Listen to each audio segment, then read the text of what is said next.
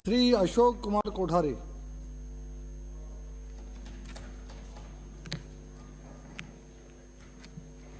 माननीय सभापति महोदय, आपने हमें बजट अनुदान मांग संख्या 56 व 45 उद्योग और वन एवं पर्यावरण पर समय प्रदान करने के लिए धन्यवाद।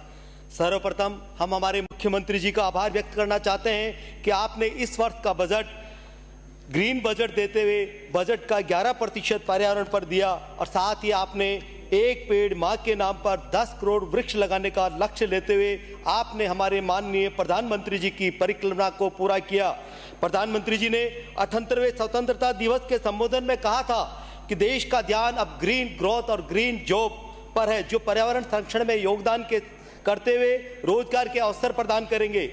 माननीय सभापति महोदय, उद्योग देश की अर्थव्यवस्था की रीढ़ की हड्डी होती है, जिसे हम बैकबोन ऑफ इकोनॉमी भी कहते हैं। उद्योग ही हमारी देश की समृद्धि का आधार स्तंभ होते हैं। माननीय सभापति महोदय, हमारे प्रदेश के मुख्यमंत्री जी ने गुजरात वाइब्रेंट से प्रेरणा लेते हुए राजस्थान राइजिंग लाकर प्रथम वर्ष में ही 35 लाख करोड़ के MOU कर प्रदेश की समृद्धि का नया इतिहास लिखा।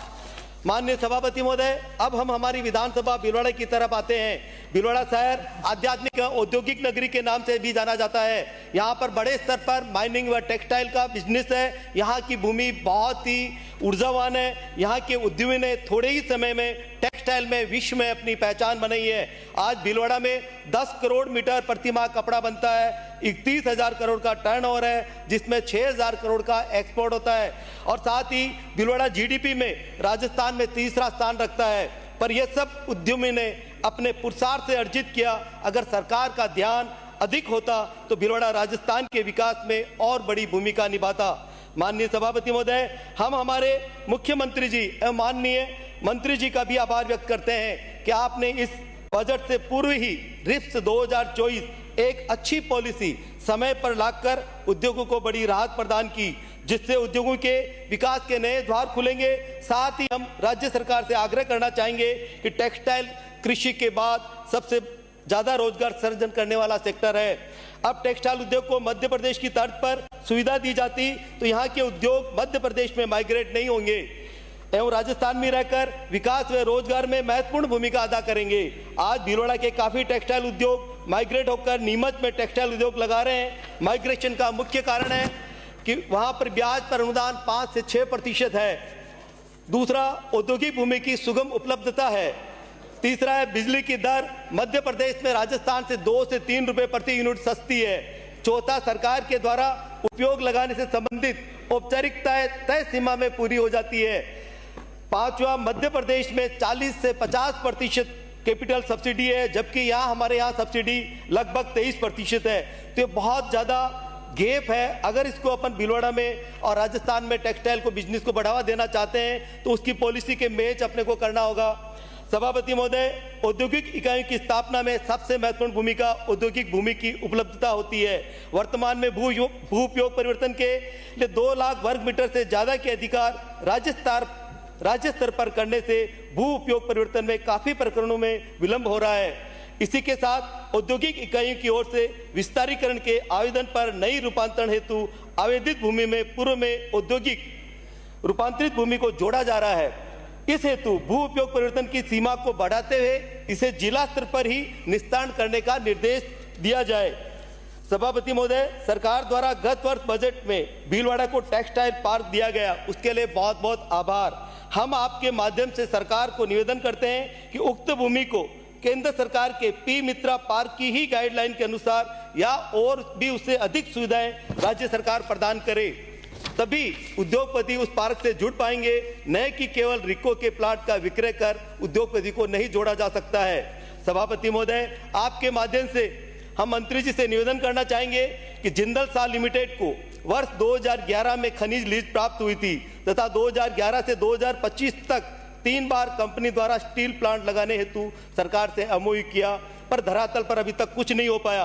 कंपनी को अनुबंध अनुसार माइनिंग लीज के 2 वर्ष के भीतर ही स्टील प्लांट की स्थापना करनी थी और शहर के स्थानीय लोगों को रोजगार प्रदान करना था। पर आज दिनांक तक कंपनी द्वारा एक भी कमिटमेंट को पूरा नहीं किया गया और साथ ही स्थानीय स्तर पर माइनिंग की वजह से बहुत ही कठिनाई आ रही है। क्षेत्र के लोगों को मकानों में दरारें भी आ चुकी है। जिंदल साह लिमिटेड द्वारा अपने CSR फंड में जो राशि का व्यय दिखाया गया वह स्थानीय निकाय को अनुबंध में देय राशि है।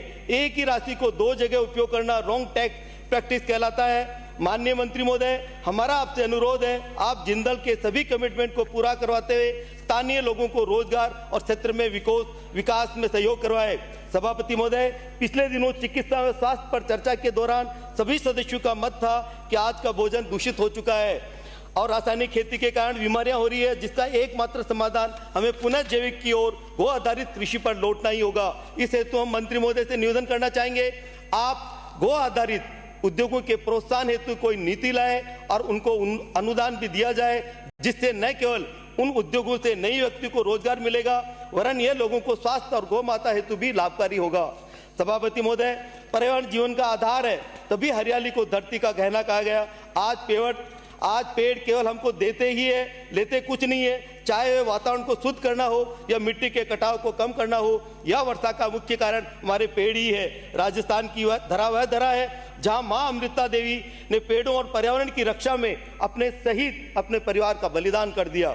सभापति महोदय, भीलवाड़ा शहर के नजदीक स्थित हमीरगढ़ इक्को पार्क में पर्यटन को बढ़ावा देने हेतु एक योजना बनाई जाए ताकि अधिक से अधिक पर्यटन वहां आ सके। अब तो हमीरगढ़ हवाई पट्टी के सुधार से बड़े वायुयान भी जल्दी ही उतर पाएंगे, सो ये होटल व्यवसाय और पर्यटन का नया केंद्र बन सकता है।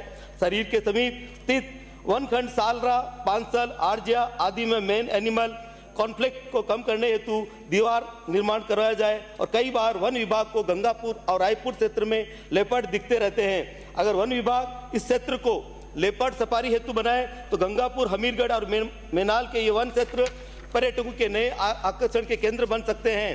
साथ में शहर में स्थित हरिणी की पहाड़ियों को स्थानीय निवासियों के ट्रेकिंग, योग एवं प्राकृतिक पर्यटन को बढ़ाया जा सकता है। सभापति महोदय, हम सरकार का ध्यान हमारी चरागाह भूमि पर देना चाहेंगे। चरागाह भूमि केवल गौ माता हेतु ही नहीं वरन ये वातावरण को शुद्ध करने का कार्य करती है, वह जल स्तर को भी बढ़ाती है।